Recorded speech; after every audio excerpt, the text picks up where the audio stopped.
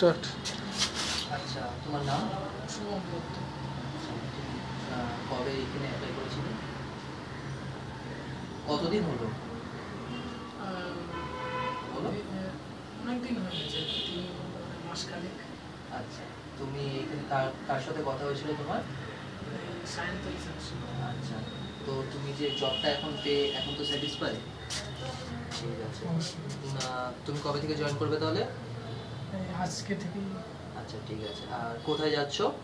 কেরালা। কেরালা। আচ্ছা, ড্রিমর সম্বন্ধে কিছু বলো। কেমন জবটা পেলে, কীরকম?